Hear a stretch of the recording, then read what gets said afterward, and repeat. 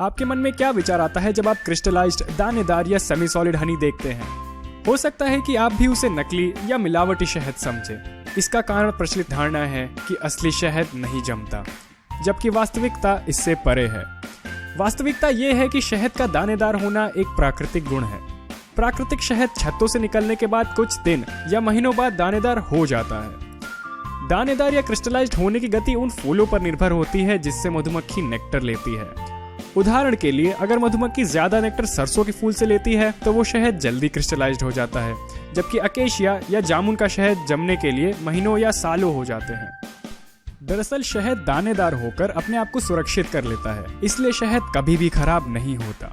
Egyptian pyramid में पाया गया शहद 3000 साल बाद भी खाने लायक था। हाँ, वो शहद क्रिस्टलाइज्ड रूप में ही मौजूद था। अफसोस की बात तो यह है कि हमारे पढ़े लिखे समाज में भी एक गलत धारणा प्रचलित है।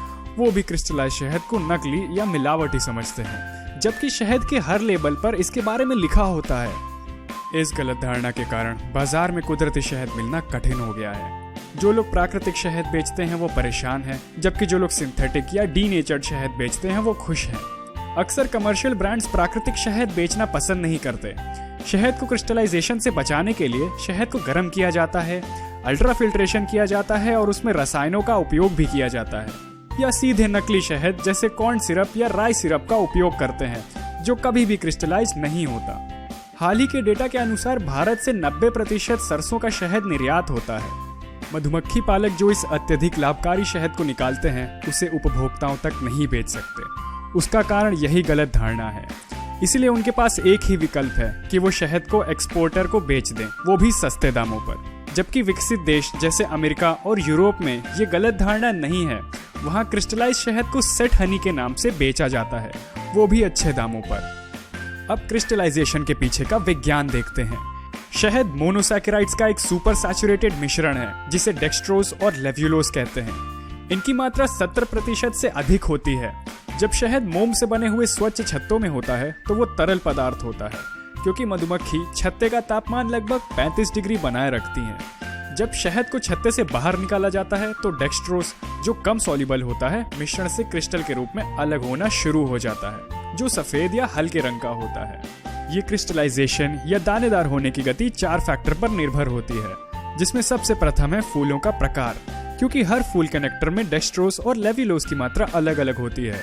अगर डेक्सट्रोज की मात्रा अधिक हो तो शहद जल्दी दानेदार या क्रिस्टलाइज हो जाएगा, और अगर डेक्सट्रोज की मात्रा कम हो तो वो शहद देर से दानेदार होगा।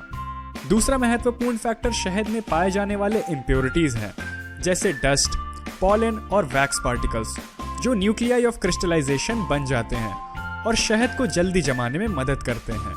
टेम्परेचर भी एक महत्वपूर्ण फैक्टर है।